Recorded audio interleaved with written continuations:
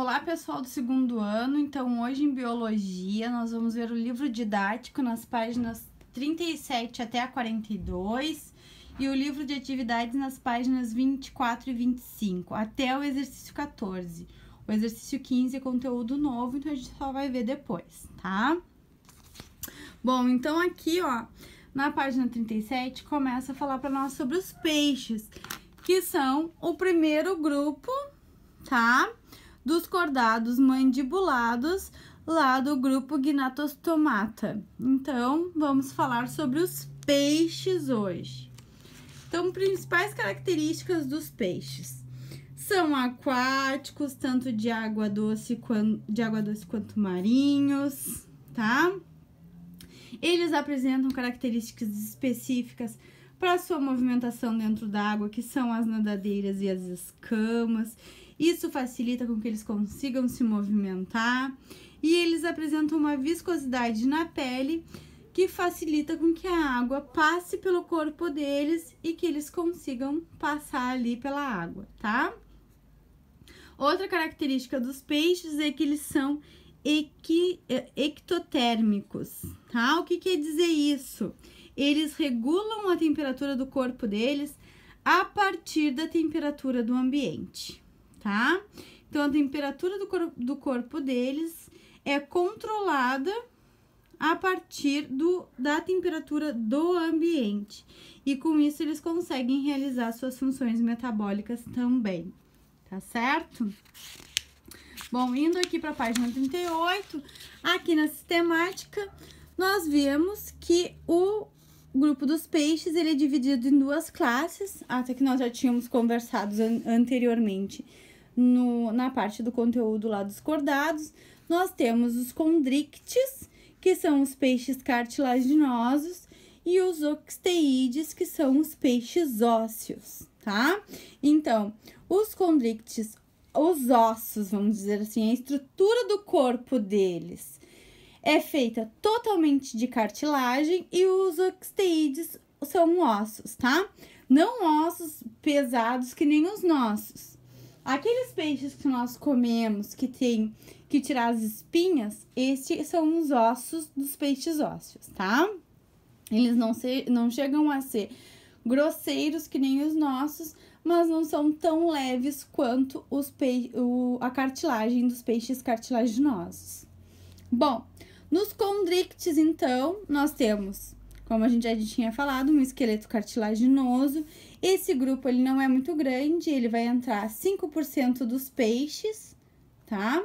A maioria vai ser marinho, nós vamos encontrar alguns em água doce, mas a maior parte deles está lá na água salgada. E os principais exemplos desse grupo dos condrictes, que são mais conhecidos, são os tubarões, as raias e as quimeras, tá? Então, um tubarão, com todo aquele tamanho dele, o esqueleto dele é cartilaginoso, até pelo fato dele ser um animal muito grande. Isso facilita a flutuabilidade dele, tá? Ter cartilagem no seu esqueleto, porque isso vai dar uma certa leveza para o corpo destes animais, tá certo? Depois nós temos os oxteídes, que são os peixes ósseos, né? Que é a maioria dos grupos, então 95% dos representantes dos peixes estão nesse grupo. Então, a gente vai ter animais marinhos e de água doce, sendo sempre os marinhos na maior quantidade. E aí, aqui nós temos alguns exemplos: pintado, piranha, cavalo marinho, atum, bacalhau, salmão, truta, moreia, rêmora, peixe-espada. Todos esses são peixes ósseos. Chamando atenção aqui para o cavalo marinho, que cavalo marinho é um peixe, tá certo? E um peixe ósseo, ok? Bom, esses animais, esses peixes ósseos e cartilaginosos, eles vão ter algumas outras diferenças entre si, tá? Com o passar aqui do conteúdo, a gente vai vendo, ok? Bom, nas funções vitais do corpo, Então, os peixes ósseos cartilaginosos, eles vão ter essas diferenças vitais. Então, vamos aqui começando. Primeiro, ambos apresentam um sistema digestório completo. Então, os dois vão ter um sistema digestório completo, começando pela boca, terminando pelo ânus, tá certo? A boca dos peixes cartilaginosos, ela vai ocupar a porção ventral, tá? Então, ela é mais embaixo no corpo dos animais e contém fileiras de dentes pontiagudos. Então, aqui, ó, vou mostrar pra vocês uma imagem de um tubarão. A boca dele é mais embaixo, mais ventral, né? E aí, a gente tem as fileiras de dentes, tá certo? Os peixes ósseos, a boca, ela tá mais na parte anterior do corpo. Então, ela tá mais na frente do corpo, tá? Olhem aqui, ó. Olhem a diferença. Ventral mais na frente, tá?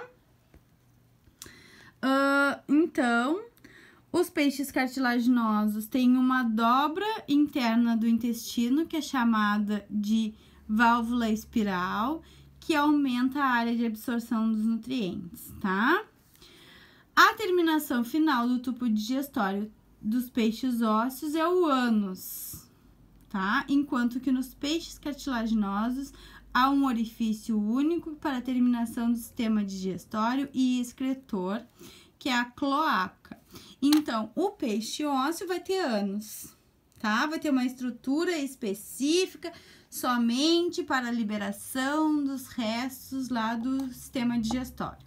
Enquanto que os peixes cartilaginosos têm apenas um orifício de saída, que é chamado de cloaca, tá? Bom, no sistema respiratório, os dois têm brânquias, tá? É formado por brânquias, a troca gasosa é a partir das brânquias.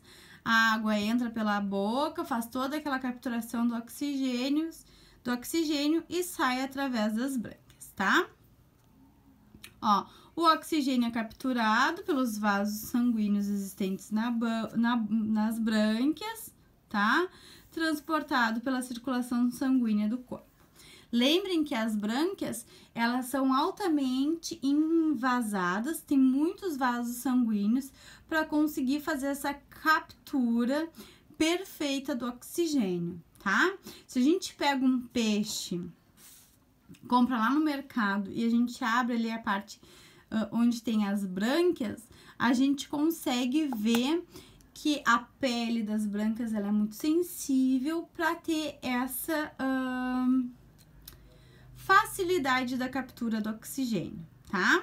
Bom, os peixes cartilaginosos, as brânquias, comunicam-se com o meio externo, tá? Por meio de 5 a 7 fendas branquiais. Então, aqui, ó, são as fendas branquiais e as brânquias, elas estão em contato direto com o ambiente, com a água, tá? Se tu conseguisse, né, abriria aqui e viria as brânquias sem nenhum problema, tá? Enquanto que os peixes ósseos, eles vão ter uma cobertura protetora que é chamada de opérculo, tá? Sobre 4 pares de brânquias. Então, aqui, ó, é o opérculo, que seria um tipo de uma escama mais dura que os peixes ósseos apresentam, que se tu abre esse opérculo, que aí tu enxerga as brânquias, tá? Então, os peixes ósseos, eles têm essa proteção a mais nas brânquias, enquanto que os cartilaginosos, as brânquias estão expostas direto ali no ambiente, tá? Bom, com relação ao sistema circulatório, o sistema circulatório é fechado, tá? Então, ele vai passar por todo aquele circuito sanguíneo, tá? Ó, o sangue vai circular dentro de vasos sanguíneos, ok? A circulação é simples, ou seja, unidirecional. Ela vai sempre por uma direção única, tá? O coração vai ter 2 cavidades, um átrio e um ventrículo. E o sangue arterial oxigenado, que segue das brânquias por corpo, enquanto que o sangue venoso, o rico em dióxido de carbono, sem o oxigênio, no caso, passa no interior do coração e é bombeado para as brânquias, tá? Então, tem a mesma função, ok?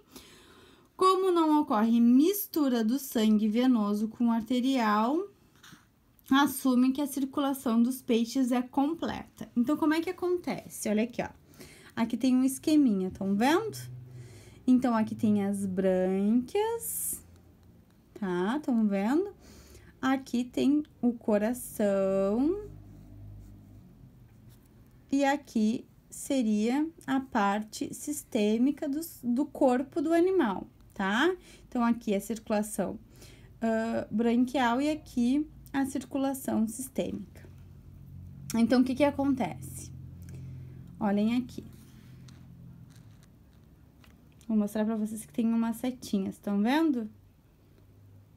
Estão conseguindo enxergar aqui uma setinha? Ó, olha aqui, tá?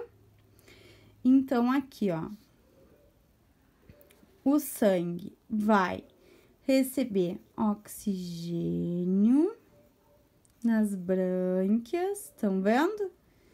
Vai ir por todo o corpo oxigenado e vai chegar na parte do corpo, no coração desoxigenado, venoso, e vai ser pulsionado para as brânquias, onde ele vai receber oxigênio, liberar gás carbônico e voltar para o sistema do corpo, tá? Então, aqui, ó, na parte do coração, o peixe, ele vai se receber o sangue rico em gás carbônico, tá? Olha aqui, essa parte azul. Ele não chega a receber um sangue rico em oxigênio. O sangue rico em oxigênio, ele vai sair das brânquias e vai para o resto do sistema do corpo do animal, tá certo? E aí, aqui, o coração vai seguir como uma bomba que vai fazer com que o sangue seja impulsionado para as brânquias para ser oxigenado de novo. Como não tem essa mistura dentro do coração do sangue oxigenado com o venoso, do sangue arterial com o sangue venoso, a gente diz que a circulação é completa, tá? Porque não tem a mistura desses dois sangues, ok? Bom, a excreção, então, dos peixes, ela ocorre pelos rins, que são mesonéfricos, tá? Ó. Que são localizados na região mediana do corpo. Principal componente da urina dos peixes cartilaginosos é a ureia. Sua eliminação vai ser pela cloaca. E dos peixes ósseos, então, é a amônia. E eles vão ter um orifício específico para liberação dessa excreção, que é o orifício urogenital, tá certo? Então, aqui, ó, nós temos um desenho, uma representação de um peixe, para mostrar para nós como é que são as características internas dele. Então, nós temos a boca bem para frente, o encéfalo, ok?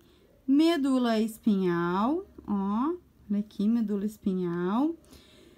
Coluna vertebral, protegendo a medula. Olhem só como a medula tá dentro da coluna, ok? Aqui nós temos o estômago do animal.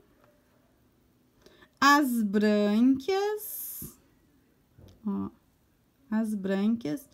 O coração com seu átrio e seu ventrículo. A faringe, que vem em direção da boca, né? Boca e estômago. O fígado, aqui atrás. Intestino, ânus. Tá certo, ó? Estômago, intestino, ânus. Fígado. Ok? Aqui, ó, nós vamos ter o rim mesonéfrico, bexiga urinária e aqui o canal de liberação da urina, da excreção, tá? Que é o orifício urogenital. Aqui nós temos a bexiga natatória. O que é a bexiga natatória? A bexiga natatória é como se fosse um balão, tá? Que vai regular a subida e a descida do peixe ou pro fundo ou para a superfície da água, tá? Aqui, então, ó, o fígado, faringe, coração, aqui estão todas as características, tá certo? Então, o que a gente tem num peixe. Então, se a gente olhar, o peixe, ele é um animal completo, com todos os órgãos, tá? Alguns mais desenvolvidos do que outros. Aqui em verdinho, ó, que eu esqueci de falar pra vocês, são as gônadas, ó, tá? Bem, então aqui, ó, vamos falar sobre o sistema nervoso. A gente já viu que ele tem um encéfalo, que ele tem uma medula espinhal, então ele tem uma estrutura nervosa bem definida, tá? Então, aqui tá falando, ó, que o sistema nervoso central, ele tem um pequeno encéfalo e a medula, tá? Com relação aos sentidos, a orelha interna está relacionada ao equilíbrio, tá? Dotados de um sentido de visão bem desenvolvido, visualizam claramente objetos localizados nas proximidades. O olfato é possível pela quimiorrecepção das partículas dissolvidas na água, realizada por células localizadas na narina. Então, ele tem um sistema nervoso bem definido com encéfalo e medula espinhal e ele tem órgãos dos sentidos bem adaptados. Então, ele tem olhos que enxergam muito bem, ele tem narinas, né, que vão ajudar com essa fotorrecepção, então ele consegue sentir o olfato, né, do lugar onde ele tá inserido, tá certo? Então, ele já tem uma especificidade nessa parte nervosa bem mais avançada e evoluída que os animais anteriores, tá?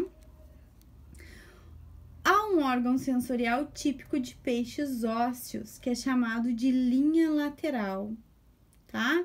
Que é o quê? É um conjunto de células que se estendem ao lado, né, do corpo, nos dois lados, da cabeça até a cauda, cuja função principal é percepção mecânica, perceber vibrações. Aqui, ó, não sei se a gente vai conseguir ver perfeitamente, mas vocês estão vendo aqui, ó, isto aqui é a linha lateral do peixe, ó, aqui ampliado, ó, a linha lateral. Essa linha lateral, ela tem receptores, tá? Que vão auxiliar o peixe a perceber o ambiente, se vem uma ameaça, se tem algo que ele tenha que evitar, tá? Então, essa linha lateral, ela é um auxílio para a percepção do ambiente nos peixes. Quais peixes tem? Os ósseos, tá? Somente os peixes ósseos. Os cartilaginosos, eles não possuem essa linha lateral, tá certo? Página 40, então, olha aqui, ó. O que tá mostrando aqui para nós? São os poros superficiais, ó, que os peixes cartilaginosos vão possuir. E aqui tá mostrando para nós como é que eles são. São formados por nervos, um canal, que são as células sensoriais, e o furo superficial. O que é essa estrutura, tá? Além da linha lateral, os peixes cartilaginosos, como os tubarões, apresentam um conjunto de células sensitivas, chamadas de ampolas de Lorenzini, situadas na cabeça. Essas estruturas são eletroreceptores, pois detectam o potencial elétrico das presas, facilitando a sua localização. Então, aqui, ó, vou voltar até na imagem do tubarão. Olha aqui, vou tentar arrumar aqui a imagem. Vocês estão vendo aqui esse monte de pintinha que tem aqui perto das narinas, dos olhos, da boca, tudinho isso aqui. Então, todas essas pintinhas, esses furinhos, são estas células receptoras, que são chamadas de ampolas de Lorenzini, que vão auxiliar o tubarão na captura da presa, tá? Então, isso vai facilitar muito mais esses animais a conseguirem capturar suas presas, ok? Bom, agora falando da bexiga natatória ali que eu mostrei pra vocês na representação do peixe, né? Então, ela é em forma de saco, como a gente viu, ela é um saquinho, uma bolinha. Ela é exclusiva dos peixes ósseos, então somente os peixes ósseos têm. Os peixes cartilaginosos, eles não precisam dessa bexiga natatória, porque como eles têm os ossos, né, a cartilagem, as vértebras mais leves, eles conseguem regular a sua profundidade mais facilmente do que os peixes ósseos, que têm, né, essa estrutura bem mais pesada. Bom, então ela vai auxiliar na manutenção desses seres em diferentes profundidades. Então, ela vai controlar a descida e a subida na água, como eu já falei para vocês, tá? Seu funcionamento depende da densidade da água, que faz com que suas paredes flexíveis se expandam ou se contraiam, tá? De acordo com a pressão da coluna da água. Dessa forma, quando a bexiga natatória se enche de ar, o peixe sobe e quando se esvazia, ele desce. Então, é um balão que tem dentro do peixe, vamos dizer assim, tá? Do modo bem bruto, que quando ele quer ir para a superfície, mais para cima da água, ele enche de ar. Então, o peixe flutua. Quando ele quer ir mais profundamente, né, na camada de água, ele esvazia e aí deixa o peso do seu corpo levar ele para baixo, tá certo? Aqui fala que a bexiga natatória é um órgão hidrostático com uma glândula que possibilita a introdução de gases presentes no sangue, principalmente o oxigênio. Então, ele é um órgão que ele tem essa movimentação e ele tem contato, então, com os gases que estão presentes na corrente sanguínea do animal, para poder fazer este equilíbrio de profundidade, tá? Aqui fala que os peixes cartilaginosos não têm a bexiga, que o fígado é rico em óleos, tá? E tem a densidade menor do que a água, auxiliando na manutenção do equilíbrio hidrostático e flutuação, tá? Então, além dos peixes cartilaginosos terem essa estrutura mais leve, que tem essa facilidade maior dele conseguir flutuar, né, no ambiente, eles têm esse óleo presente no seu fígado, tá? Que vai ajudar eles nesse equilíbrio. Bom, então, com relação à reprodução, duvido vocês descobrirem o que é isso aqui, tá? Os peixes, eles são dioicos, a maioria é ovípara com fecundação externa. Então, eles vão liberar os óvulos e os espermatozoides no ambiente, na água, e ali vai ter a fecundação e a formação dos ovos, tá? Existem algumas espécies vivíparas, tá? Como é o exemplo de um peixe ornamental, o Libestes, tá? Os peixes cartilaginosos realizam uma cópula e fecundação interna e o macho apresenta a nadadeira pélvica modificada, denominada clasper, que é um par, tá? Com uma forma pontiaguda. Então, os peixes cartilaginosos, eles têm essas estruturas para fazerem reprodução interna, ok? Maioria dos peixes faz reprodução externa, mas nós temos alguns que fazem reprodução interna, tá certo? Ó, então, eles vão procurar locais como recifes de corais, zonas costeiras, então lugares que são mais protegidos para conseguir abrigar os ovos, tá? Quem já viu o desenho lá do Nemo, a gente lembra que os pais do Nemo botaram os seus ovinhos dentro de uma caverninha para tentar deixar eles os mais protegidos possíveis, tá? Ó, podem ocorrer migrações de espécies de um local para o outro para realizar a desova. Geralmente, os peixes, eles retornam para o lugar onde eles nasceram, tá? Geralmente, não é sempre, mas pelo fato de já ser um lugar em que é protegido, tá?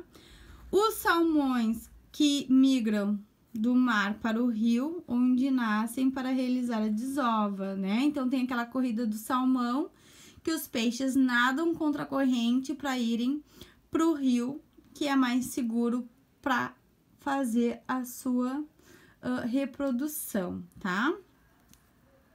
A piracema é um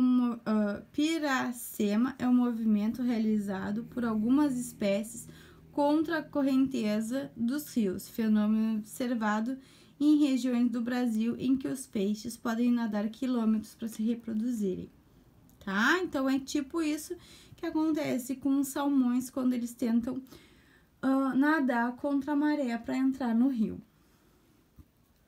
Nos peixes ósseos, o desenvolvimento é indireto, então tem ovo, larva e depois o peixe, tá certo? Nos cartilaginosos, o desenvolvimento é direto, então a gente não tem essa fase larval, o filhote ele sai igualzinho ao papai e a mamãe, tá? Então, aqui nos ósseos a gente tem as larvas, no cartilaginosos não tem. Isto aqui é um ovo de tubarão, tá? Que foi liberado, a reprodução foi feita e ele foi liberado no ambiente para se reproduzir. Tá certo, pessoal? Então, gente, sobre peixes é isso. Façam as atividades, tá? Da página 41 e 42, tá certo? Façam as atividades do livro de atividades, que são só 2 páginas também, 24 e 25.